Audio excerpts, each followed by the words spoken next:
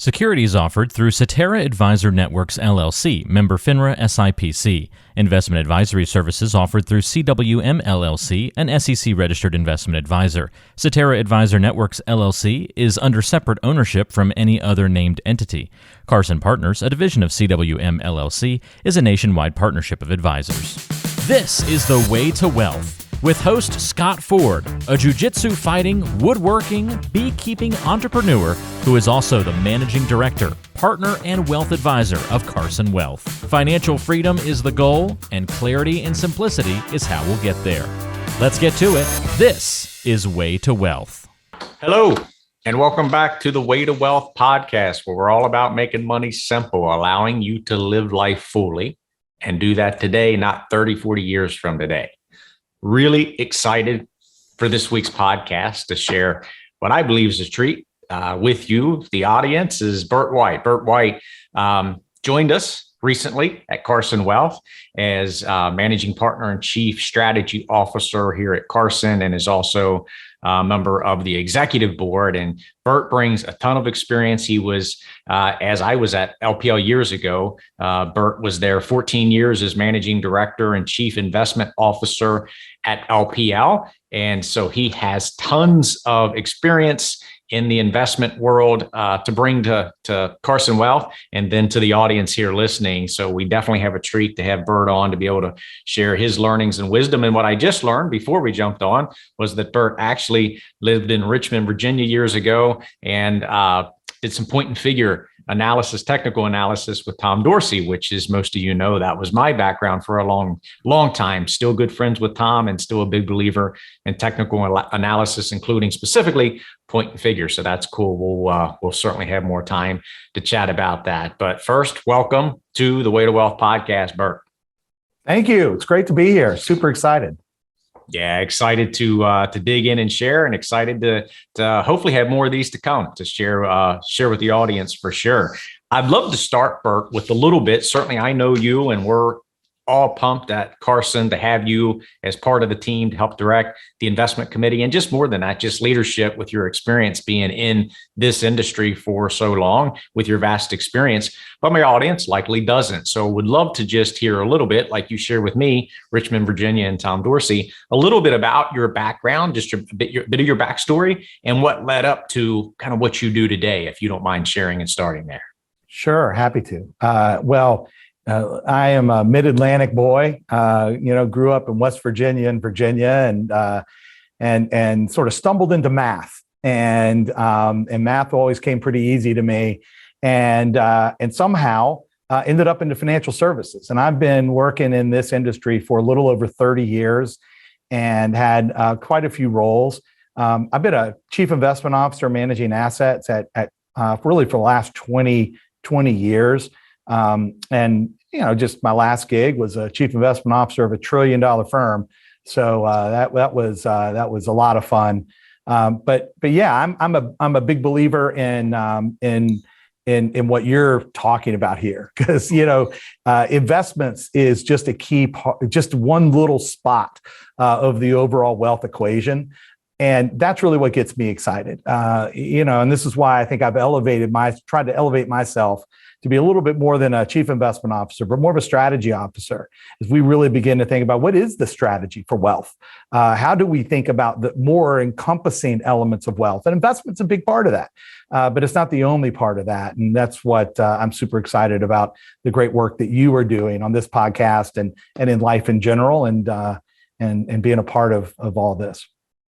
Oh, good. Yeah, it is exciting. And I didn't know the West Virginia either. So we live in West Virginia, wife and I, here in Eastern Panhandle of West Virginia, actually in the process of working on a wellness center in Virginia. And then, as you know, the one office is where we have one in Atlanta, Tennessee, but primary location that I originally started is in Hagerstown, Maryland. So beautiful. Same neck of the woods. Beautiful area. It is Shenandoah Valley. So yes, all good. Well, as we record this, we're in June 2022. So depending on when you're listening, volatility's a thing. And, it hasn't always been a thing in recent years, but certainly it's always been a thing in the market. It's just easy to forget about it being a thing. And so would you shared a quote with me about volatility and it grants the market basically an opportunity. And you gave a quote from Morgan Housel, and that's a great book, by the way. I read it and loved that book. I would love to hear you share your thoughts on how he views it and how you view volatility as a fine or a fee. Yeah, I love the way Morgan Housel expresses this and really takes a look at volatility. Oftentimes we think of volatility as this hugely negative component that we have to go through. And don't get me wrong, it stinks. You go through a year like this where, stocks are down 20% and there's all kinds of concern and that brings emotions out and all that stuff. And it's certainly challenging. But what a lot of people miss is that, what volatility grants is years like last year where the market was up 28%. You can't be up 28% unless you're willing from time to time to go through bear markets like we're going through today. It'd be great if we could just go and say, listen, give me the 28% up years and then just never the volatility that comes on the other side. That'd be great.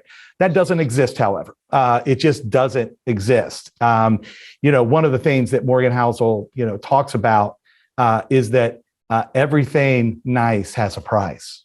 Everything nice has a price. And so, what is nice? What's nice is the long-term return potential of markets, but it has a price. And what is that price? That price is volatility, that we live through that level of volatility. What Morgan Housel, who's a great thought leader, what he says is that there's two ways of looking at losses. Now, there's lots of ways to think about volatility. One is just, bumpiness of the market. The other is how many of us think about it, and that is losses, And so what he said is the way you think about losses, there's two ways to think about it. One is think about it like a fine or think about it like a fee. And what he says is that fines, that usually means you did something wrong and you want to avoid it. We don't want fines. Like fines are bad. That means we did something bad. We were speeding and we want to avoid that. So we don't do it again because we got a fine, right? But a fee is a cost for something that's good and it's worth the price. It's what it takes for an amazing day with our family at Disney or to go see the new Top Gun movie or going out to dinner. Those are fees, right? But what we get in return is something that's worth the price, right? And I think that when it comes to markets, what we know is that markets generate wealth over time. And it's the uncertainty, it's the volatility. That's what really sort of grants it its power to the upside. That's that being up 30% last year in the S&P. What we got to take with that is the cost, the fee as it relates to this. But the key to this, all of this, is that because everything nice has a price, if we view volatility as not a fine that we want to avoid, but rather a fee that's worth paying, because what we know is that markets go up 62% of all days. And what we know is that markets have been up 34 of the last 40 calendar years.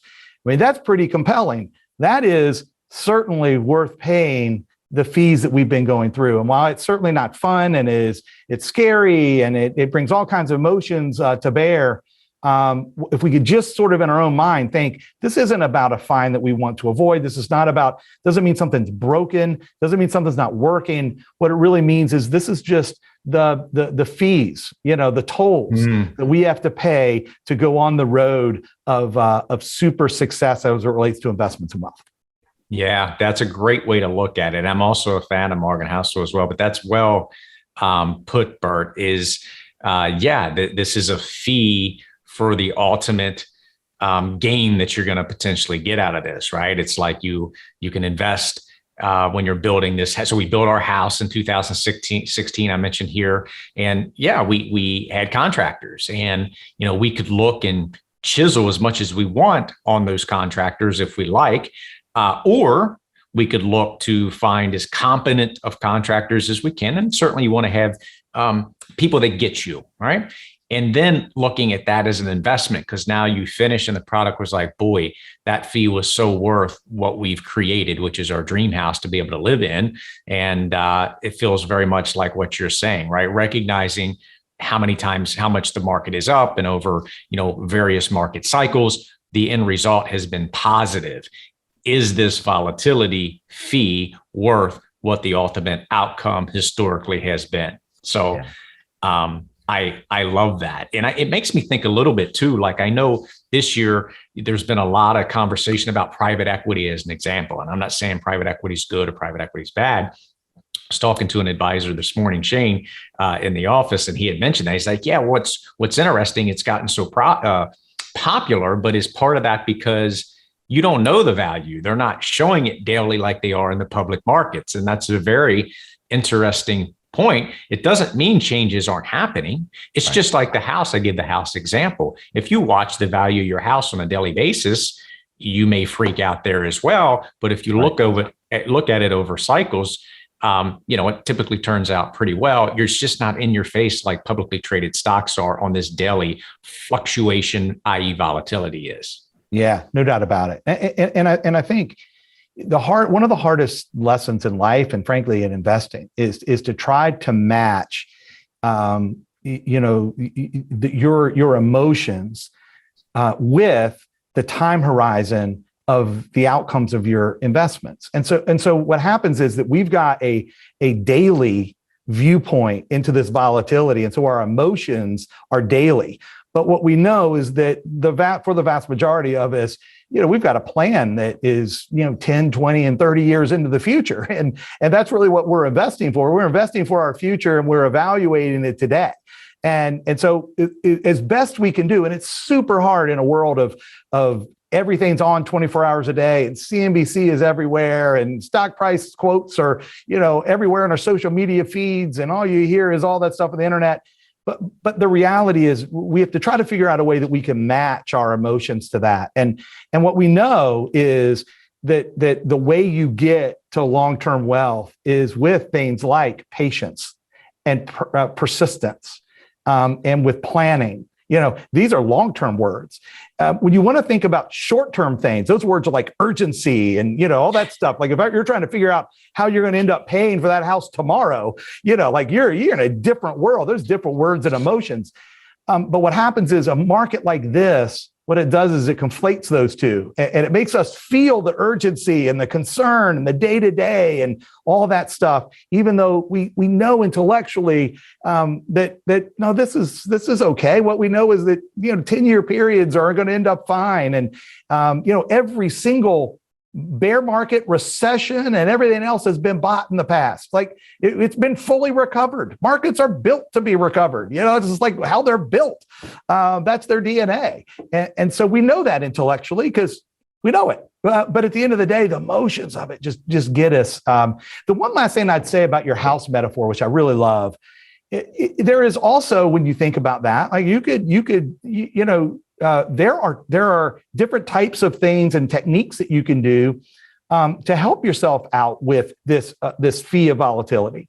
And this is why having an advisor is so important, because it grants you that plan. It grants you that investment plan. It helps you stay focused. It puts you in a diversified portfolio. All those things help to sort of make that fee that much easier to go through, that toll road a little bit easier to go through, even though, let's face it, when you go through a market like this, it's tough for everybody. But boy, that certainly adds just a little bit of comfort despite the bumpy roads. Once you have your foundation set up, which is the plan, the tax, estate, all these things, and then on that foundation, we start investing money. And on the foundation, we do savings, income, and growth, which is part of the acronym. And so the first allocation, the first bucket that we require is savings. And for us, that first bucket is minimum 1 year.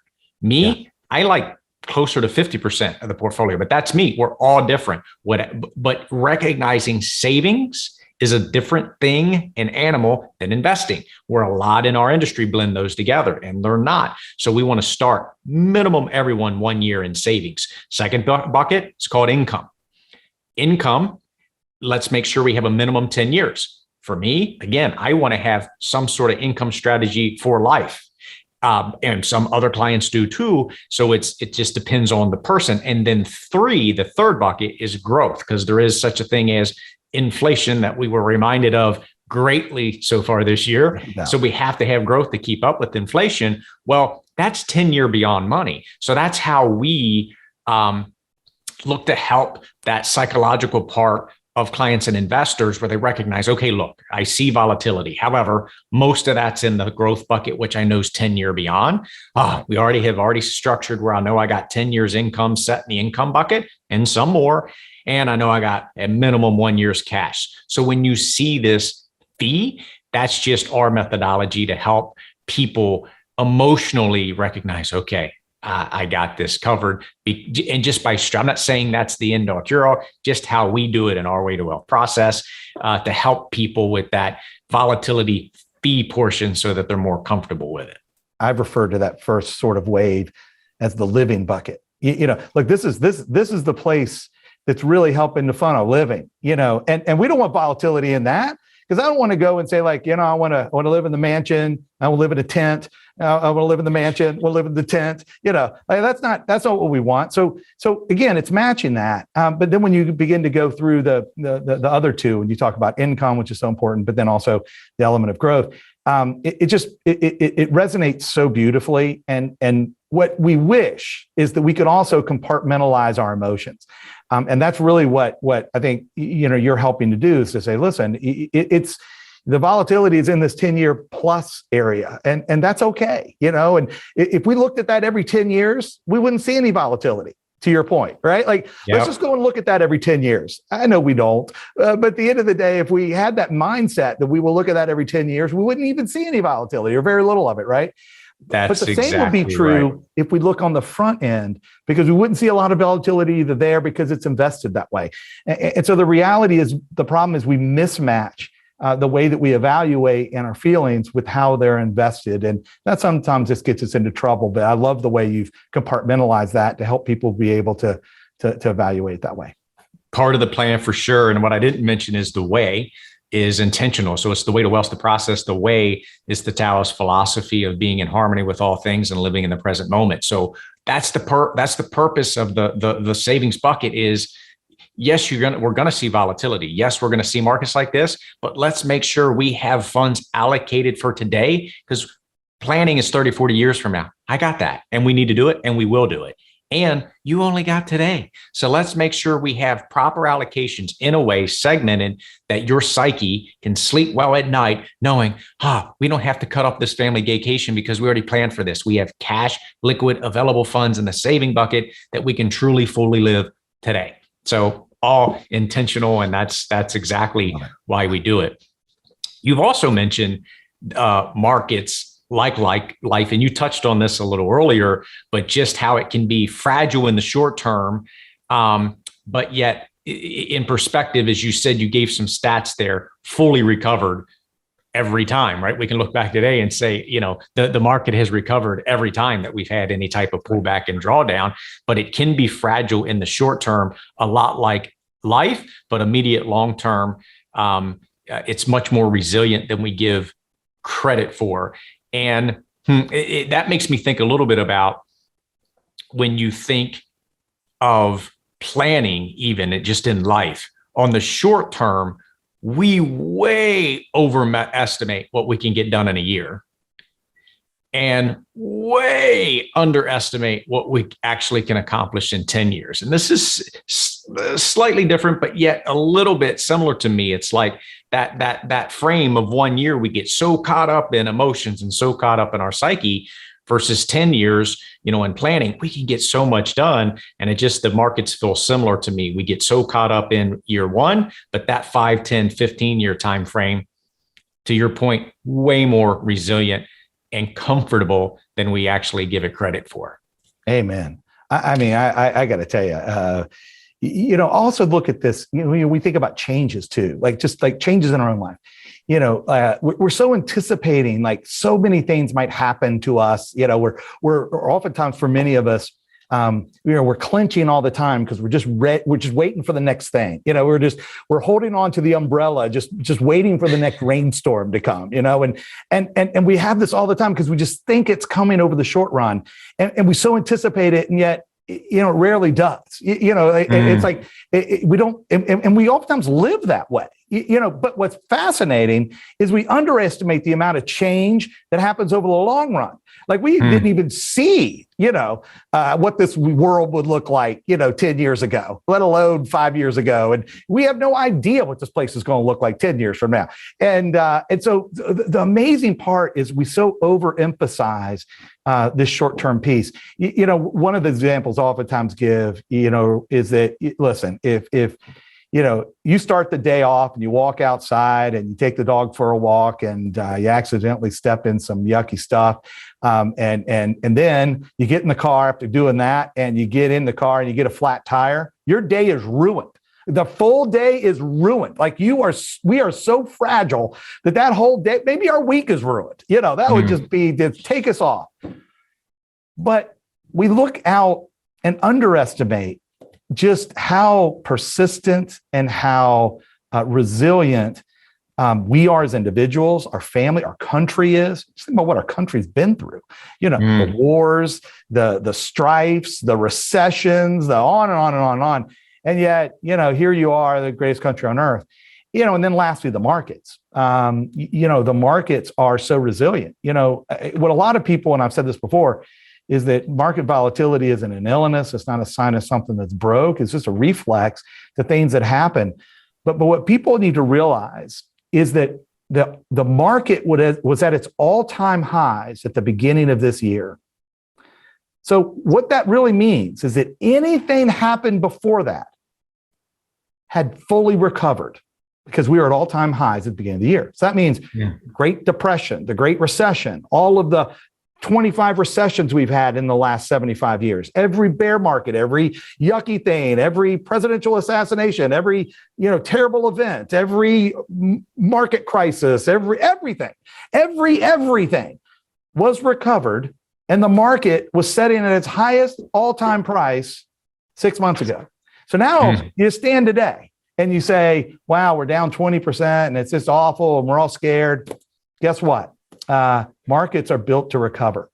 And we will recover this one, just like we recovered all the rest of them in our history, because that's what markets are built to do. Markets are built to have volatility as that fee for recovery.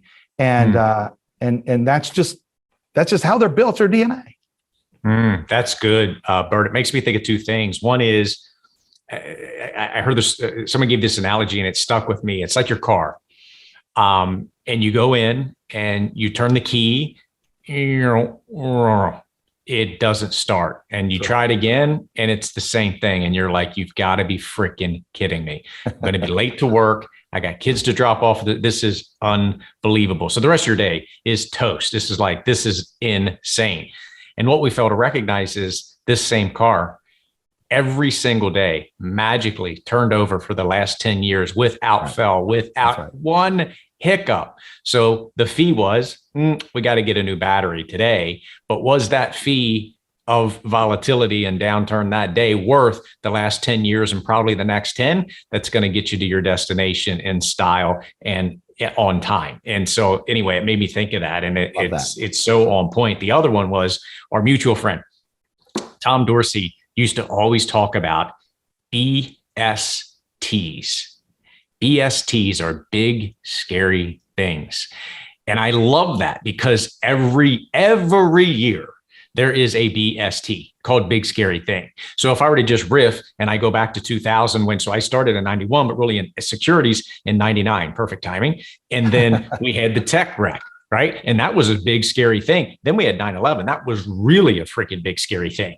And then, recovered out of that. And then 2008, oh my gosh, the world's ending. This is the financial crisis of them all. Lehman Brothers, companies unheard of size-wise are going out of business. 2011, we got downgraded, right? As a country in the US, fast. And there's so many I'm missing in between. And then we have COVID. This is a global pandemic. This is like something we've never experienced. The point is, every year there's a BST, as Tom liked to call it, a big scary thing. When you're looking in the rearview mirror, I remember that. Yeah, but when you're in it, this is it, man. And so anyway, I'll never forget his analogy of BSTs. I think it helps put things in perspective. I love that. I love that so much. And God, I love that. I love BSTs. And I've heard that from him as well. And there's always a BST. There's always a BST in our life. Always, always, always, always. But what I love to also think about these BSTs, particularly the VBSTs, the very big, scary things, is that sometimes we don't understand that it's also an investment, because what happens is it doesn't just recover. It recovers and is better than it was before. Let me give you an example of that. So 9/11 was awful, absolutely awful.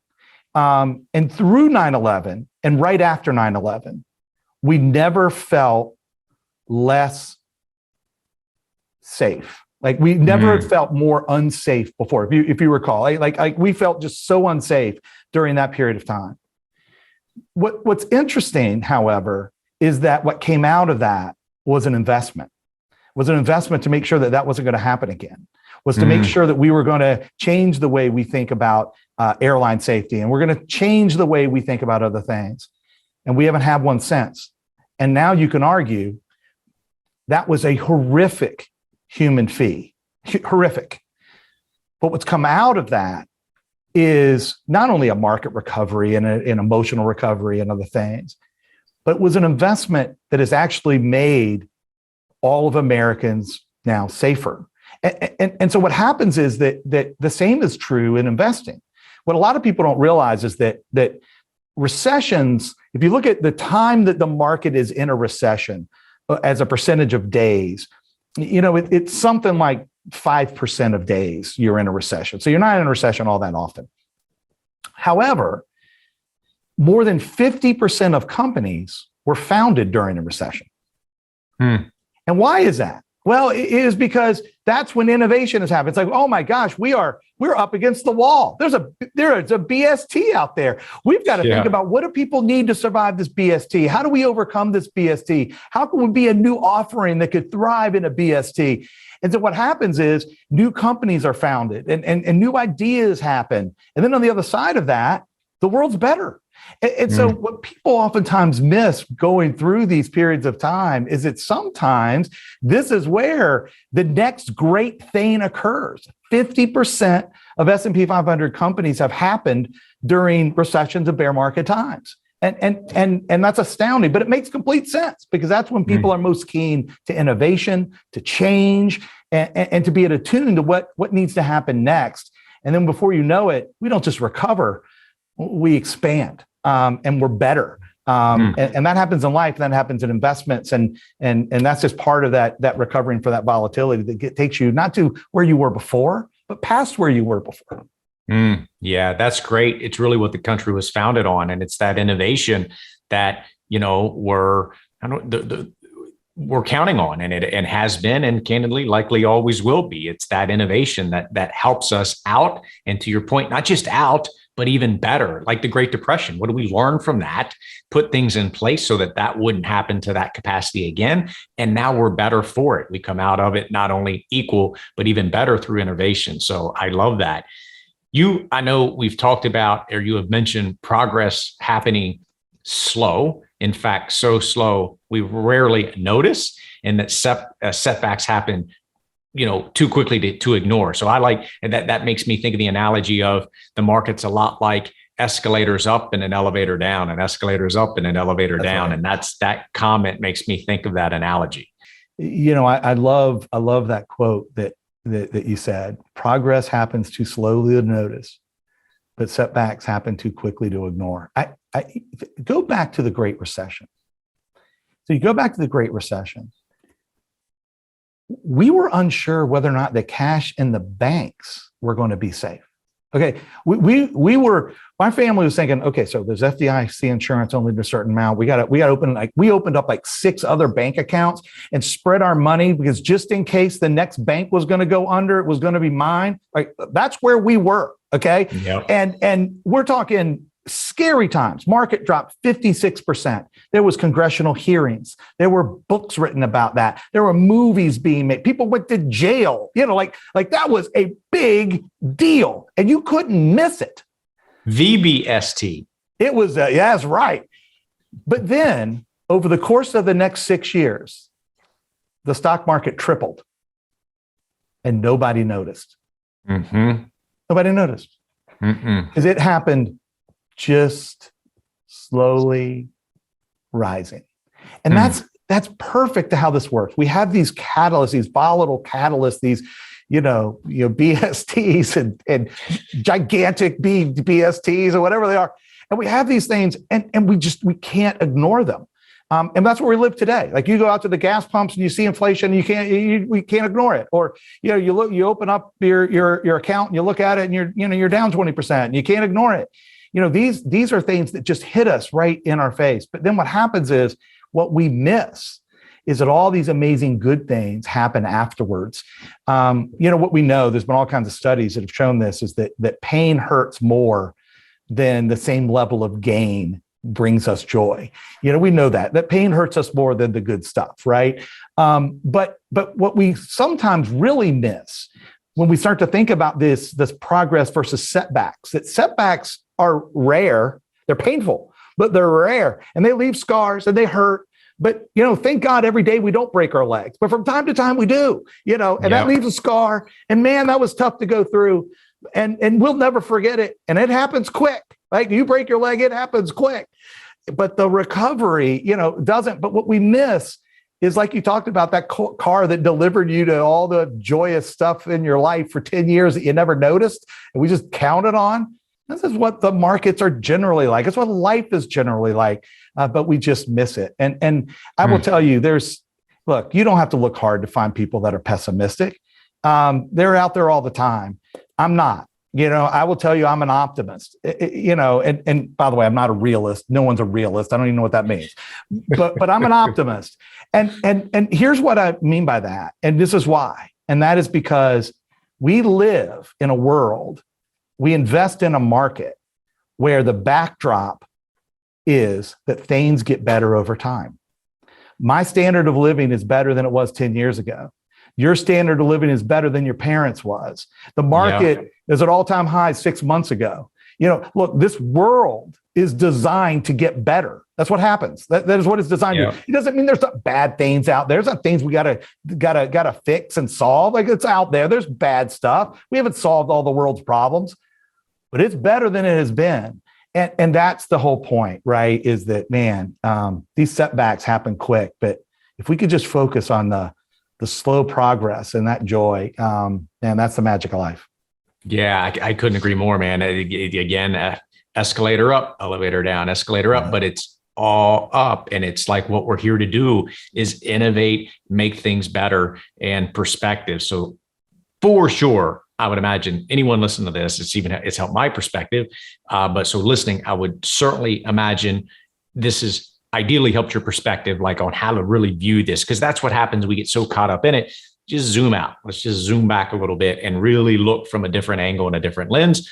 So that was the idea for sure, part of our conversation today. So hopefully, I trust it's done that. It certainly has for me. And we're going to, if Burt's open to it, we certainly want to have him back on for additional commentary and sharing on the podcast. With that though, Burt, as I look to wrap things up, two questions I always like to ask. One is your earliest childhood memory of money. I grew up in West Virginia and Virginia and to parents that work really hard. And I remember a time when I was asleep and one of my parents came into my room and opened the drawer of my desk. And I didn't know at the time, but checked the next morning and, they had borrowed some money from me, and I was 10. That was like the Easter Bunny or something, and I just remember, thinking at the time,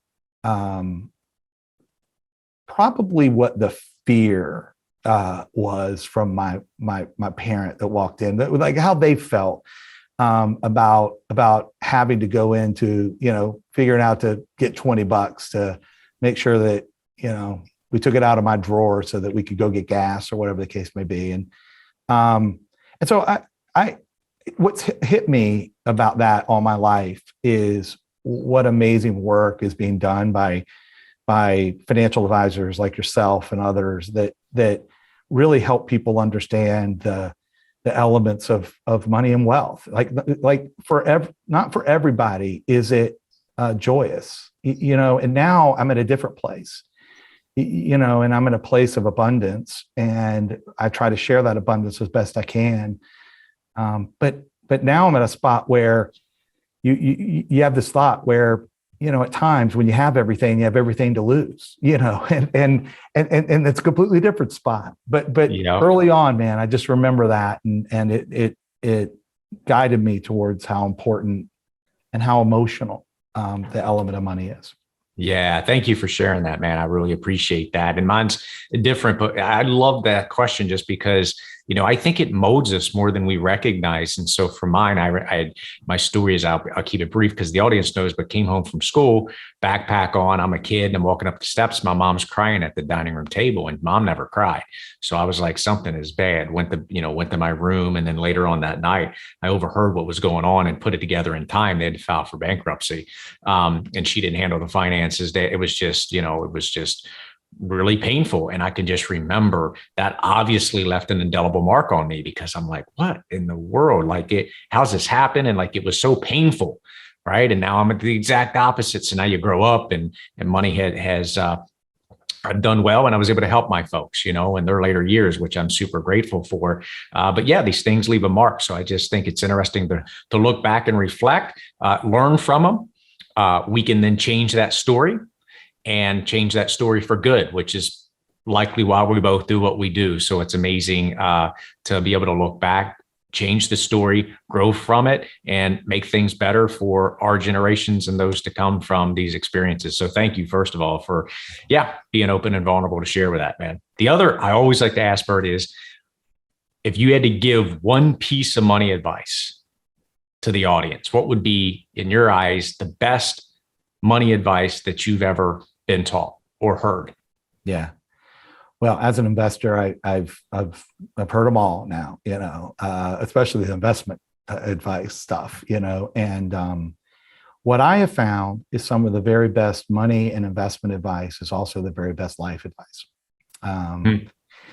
And, my grandfather used to always say this to me as a kid. I never understood it. And I've now learned what it means, both for my life, but also as someone that invests money and looks at asset prices and all that stuff all the time. And it's guided my life. And here's what it is. It's that the grass isn't greener on the other side. It's greenest where we water it, where we nurture it, where we take care of it. And that is certainly applied to my life. Look, you can look at other places and wish that was what you had, and you wish you had more. But where true happiness comes, and is the place that you nourish, is the places that you take care of, the places you water, and if you make sure that you do that and you align your values and the things you love and the people that you love and your assets and your money and everything else, towards the cause of what is your greenest grass, where is the pasture that you care more about than anything else. There is no greener grass than that. And that has also been great money advice for me as well, both as it relates to abundance, as it relates to how you invest. I will tell you that has stuck with me and has been some of the most important words that has ever been spoken to me. And I was 6, 8, and 12. I didn't know what my pawpaw meant, but I do today. I will tell you, I make sure I know what my grass is, and I make sure I know what that is, and I water it well, because that is the greenest grass on earth. Yeah, beautiful, man. That's well said, and what good advice your grandfather gave you. So yeah, thanks for sharing that. That's amazing. I think in some ways your grandfather was, where there's just so much wisdom there that we could learn. So I love your sharing, and much more to come. Ideally, Burt, we'll want to have you back on the podcast to share and wisdom with the audience as you did today. Any parting words? I know people can find out more about you at carsongroup.com. As you can about me, but any parting words or anything else that I didn't ask or that you would want to share? No, just how grateful I am. How grateful I am to get on this amazing podcast and to spend some time with you and to learn from you and be inspired by you. I am leaving. I'm leaving this podcast inspired, my friend, and you inspire many. And so, thank you for doing that to the thousands and thousands that listen to the podcast, but to the one right here that you touched today. I'm grateful. Yeah, man. Don't take it lightly. Thank you. Hopefully many more to come. And audience, we'll catch you next week on the Way to Wealth podcast. We're all about making money simple so you can focus on living fully and do that today, not 30 years from now. The opinions voiced in Way to Wealth with Scott Ford, Managing Director, Partner, and Wealth Advisor of Carson Wealth, are for general information only and are not intended to provide specific advice or recommendations for any individual. Past performance is no guarantee of future results. All indices are unmanaged and may not be invested into directly. Investing involves risk, including possible loss of principal. No strategy assures success or protects against loss. To determine what may be appropriate for you, consult with your attorney, accountant, financial, or tax advisor prior to investing. Legato Family is not affiliated with Cetera Advisor Networks, LLC, or CWM, LLC. Carson Wealth, 19833, Leitersburg Pike, Suite 1, Hagerstown, Maryland, 21742.